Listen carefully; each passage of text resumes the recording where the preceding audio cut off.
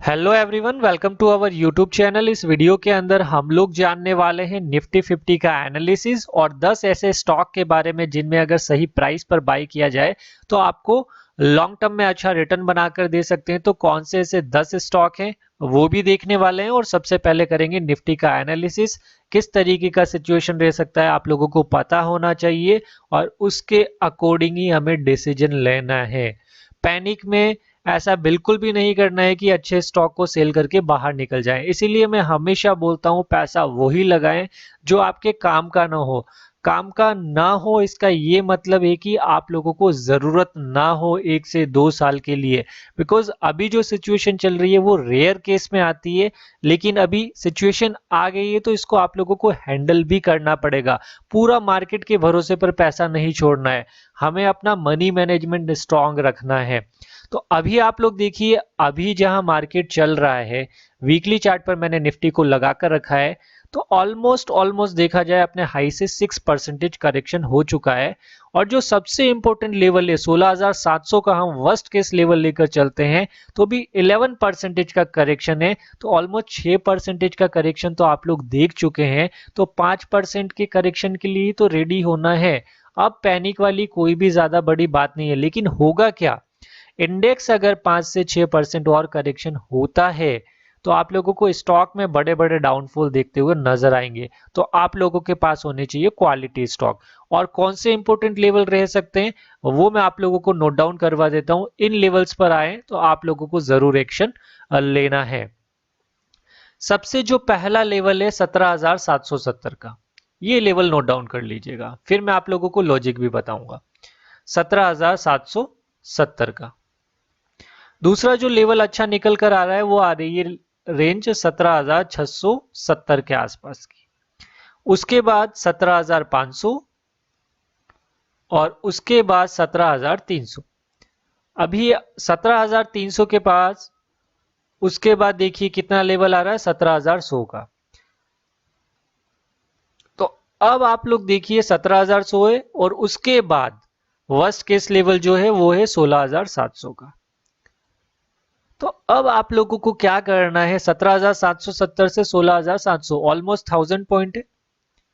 तो इसको क्या करें आप लोग लगभग 4 पार्ट में या फिर 5 पार्ट में डिवाइड कर लीजिए तो 200 पॉइंट का डिप है। तो निफ्टी 20 एक ऐसा ईटीएफ है जो निफ्टी को फॉलो करेगा। तो जो सेफ हैं और स्टॉक में रिस्क नहीं लेना चाहते हैं वो लोग क्या करें, जब भी निफ्टी 200 पॉइंट डिप कर जाए 200 पॉइंट डिप कर जाए आप लोग अपना इन्वेस्टमेंट करते रहिए। तो आप लोगों को वापस से निफ्टी जब ऊपर आएगी तो आप लोगों को अच्छा रिटर्न मिल जाएगा। ऐसा क्यों बोला मैंने, तो वो अब आप लोग देखिए। सबसे पहले आप लोग देखिए निफ्टी में करेक्शन।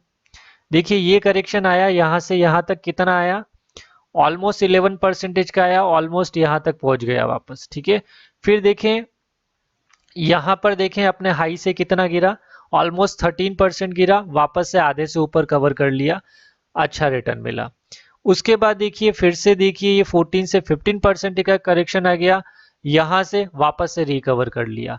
फिर से देखिए आप लोग यहां पर कितना करेक्शन आया, यहां पर करेक्शन आया 7% का, फिर से रिकवर कर लिया। तो अगर वापस से करेक्शन आता है तो फिर से रिकवर कर लेगा। तो निफ्टी 20 बेस्ट इंस्ट्रूमेंट है आप लोगों के लिए अगर जो बहुत ही कंजर्वेटिव और रिस्की इन्वेस्टर है। अब चलते हैं स्टॉक्स पर, देखते हैं कौन कौन से स्टॉक है। तो निफ्टी 50 जो है टॉप 10 स्टॉक्स की जो वेटेज है उसमें सबसे पहला नाम आता है रिलायंस इंडस्ट्रीज का, ऑलमोस्ट 11% का वेटेज है। फिर देखिए HDFC bank, ICICI bank, Infosys limited, HDFC, Tata consultancy, TCS, ITC, Kotak Mahindra bank, Larsen and Toubro, Hindustan Unilever.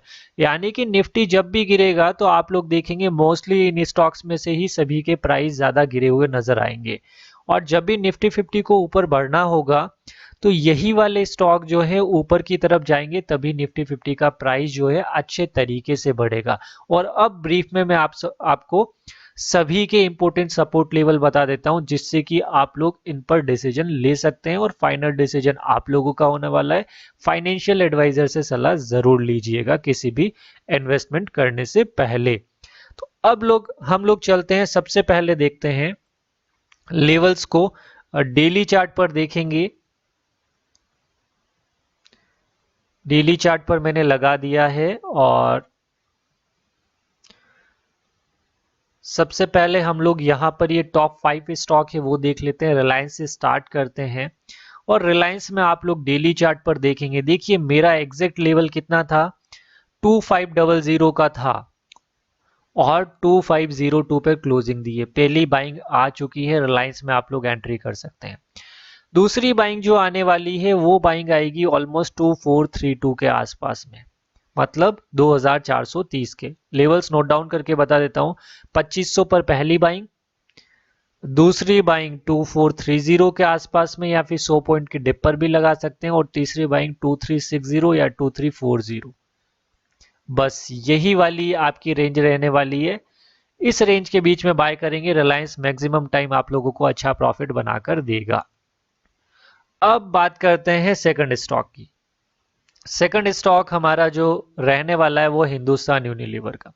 Hindustan Unilever का अगर आप लोग नोटिस करेंगे तो आप लोग देखेंगे ये स्टॉक यहां पर रेजिस्टेंस लिया, यहां पर रेजिस्टेंस लिया, यहां पर रेजिस्टेंस लिया। अब इसमें सपोर्ट बहुत कम है। एक सपोर्ट लेवल ये वाला आ रहा है जो अभी करंट चल रहा है, और सबसे अच्छा जो सपोर्ट लेवल है वो आ रहा है 2450 के आसपास में। और अभी प्राइस कहां चल रहा है, 2620 पर। अगर इसमें 100 पॉइंट अगर डिब्बे करता हूं तो कितना आता है, 2520।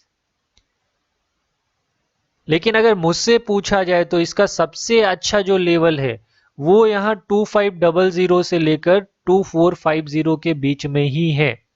अगर हिंदुस्तान यूनिलीवर में अभी आप लोग थोड़ा वेट कीजिएगा।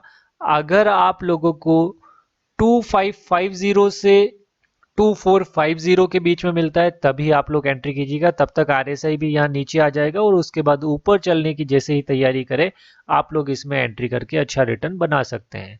तो अभी करंट प्राइस पर इसमें थोड़ा वेट कीजिएगा, लेकिन वॉच लिस्ट में लगा कर रखिएगा। थर्ड स्टॉक के बारे में डिस्कस करते हैं। थर्ड स्टॉक जो होने वाला है लार्सन एंड टुब्रो देख लेते हैं। लार्सन एंड टुब्रो ऑलमोस्ट अपने हाई पर चल रहा है, तो इसको आप लोग अभी अवॉइड कीजिएगा। अगर 1980 के आसपास आ जाता है तो वहां पर आप लोगों की एक बाइंग अपॉर्चुनिटी बनेगी, बिकॉज रीटेस्टिंग हुई है वहां पर। तो 1980 का लेवल ध्यान में रखना है। आईटीसी में क्या करना है, आईटीसी में 340 का एक बहुत अच्छा सपोर्ट था, लेकिन उससे बढ़िया आप लोगों को सपोर्ट रेंज ये वाली मिलेगी। ये वाली जो रेंज है ये कितना है, 320 से 310 की जो रेंज है वो आईटीसी में एक एंट्री करने के लिए बहुत अच्छी प्राइस है। और 310 के बाद बिल्कुल एवरेजिंग नहीं करनी है इसके अंदर, बिकॉज देखिए नॉन स्टॉप ये स्टॉक ऊपर आया था, यहां पर देखिए कोई सपोर्ट नहीं है, तो यहां बाइंग की, उसके बाद बिल्कुल बाइंग नहीं करनी है। तो आईटीसी में सिर्फ और सिर्फ आप लोग लॉन्ग टर्म के लिए इन्वेस्टमेंट कीजिएगा। अदरवाइज यहां से ब्रेकडाउन हुआ तो अच्छा खासा एक 300 से, मेरे अकॉर्डिंग 300 से 305 के बीच में रिवर्स कर जाना चाहिए अगर नीचे आता है तो। उसके अलावा हम लोग जो अगला स्टॉक देखेंगे वो है एचडीएफसी हाउसिंग डेवलपमेंट फाइनेंस। अभी आप लोग देखें ये स्टॉक अपना टारगेट अचीव करने ही वाला था 2750 का, लेकिन उससे पहले यहाँ कंसोलिडेट किया। यहाँ पर देखिए कोशिश कर रहा है, अगर करेक्शन आता है तो 2505 यानी कि 2500 का लेवल एक बहुत अच्छा बाइंग लेवल बनेगा। और उसके अलावा जो बाइंग लेवल बनेगा वो लेवल बनेगा 2388 यानी कि 2400 का लेवल 2400 के आसपास में। तो बहुत अच्छे लेवल हैं। 2600 अभी कितना चल रहा है, 23 चल रहा है, 2623 पर चल रहा है। तो यहां से अगर 100 पॉइंट और डिप हो जाता है तो उसके बाद बाइंग अपॉर्चुनिटी इस स्टॉक के अंदर बनेगी। अगर रिवर्स कर जाता है, यहां से ब्रेकआउट देता है, तब तो बहुत अच्छी बात है, ये स्टॉक ऊपर की तरफ अच्छा जा सकता है। लेकिन नीचे आए तभी एंट्री कीजिएगा, अदरवाइज एंट्री मत कीजिएगा। ये मैंने आप लोगों के साथ 5 स्टॉक डिस्कस कर लिए। उसके अलावा बैंक देख लेते हैं हम लोग। सबसे पहले देख लेते हैं एचडीएफसी बैंक। एचडीएफसी बैंक में आप लोग देखिए यहां पर अच्छा खासा रिवर्स होने वाला था और ये अब अपने सपोर्ट लेवल पर है। 1580 का सपोर्ट है, यहां पर एंट्री कर सकते हैं, और उसके बाद 1540 के आसपास में, और एक लेवल है 1500 का। ये लेवल्स नोट डाउन कीजिएगा। नोट डाउन में करवा देता हूं आप लोगों को। 1580, उसके बाद 1550 और 1500 का बहुत अच्छा लेवल। ये लेवल है आप लोगों के लिए बहुत अच्छे बाइंग लेवल। उसके अलावा कौन सा स्टॉक था, और हमने रिलायंस डिस्कस कर लिया, एचडीएफसी बैंक डिस्कस कर लिया, आईसीआईसीआई, इन्फोसिस डिस्कस करना है, टीसीएस डिस्कस करना है और कोटक बैंक डिस्कस करना है। तो सबसे पहले आप लोग देखिए कोटक बैंक की तरफ चलते हैं। कोटक बैंक अपने सपोर्ट पर है, तो आप लोग कोटक बैंक को बाय कर सकते हैं। कोटक बैंक यहाँ कहीं बहुत अच्छा सपोर्ट लेगा 1800 के आसपास में, तो यहाँ पर एंट्री कर सकते हैं। आरएसआई भी नीचे आ चुका है, परफेक्ट बाइंग लेवल है। अगर सभी बैंकों में देखा जाए तो कोटक एक ऐसे प्राइस पर है जहां से एंट्री अच्छी की जा सकती है। उसके बाद देखें आईसीआईसीआई बैंक को देखते हैं, तो आईसीआईसीआई बैंक में अभी आप लोग एंट्री अवॉइड कीजिएगा। अगर ये स्टॉक कहीं 840 के आसपास मिल जाए तो वहां पर बहुत अच्छा चांस है। 840 और 800 का लेवल 790 पर अच्छा सपोर्ट बनेगा। दो लेवल रहने वाले, अगर आता है तो बहुत बढ़िया अपॉर्चुनिटी बन सकती है। उसके बाद जो स्टॉक डिस्कस करेंगे हम आईटी सेक्टर से डिस्कस करेंगे, और आईटी सेक्टर में सबसे पहला टीसीएस देख लेते हैं। टीसीएस अभी बीच में यहाँ पर ट्रेड कर रहा है, बिल्कुल एंट्री नहीं करनी है। अगर हमें कंफर्मेशन मिलता है इसके ऊपर जाता है 3297 के ऊपर, तब एंट्री कर सकते हैं। अदरवाइज नीचे की तरफ आने दीजिए, और स्टॉक 3100 के आसपास मिलता है तो वहां पर एंट्री कर सकते हैं। और इन्फोसिस की अगर बात की जाए तो इन्फोसिस बहुत अच्छे रेंज में आने वाला है। देखिए 1445 का एक अच्छा सपोर्ट है, 1497 पर चल रहा है, तो 1450 के आसपास मिलता है तो एक बढ़िया रेंज, और यहाँ से 1650 तक का टारगेट रहने वाला है। तो ऑलमोस्ट मैंने सारे स्टॉक आप लोगों के साथ कवर कर लिए। हिंदुस्तान यूनिलीवर कर लिया, लार्सन एंड टोब्रो कर लिया, कोटक कर लिया, आईटीसी हो गया।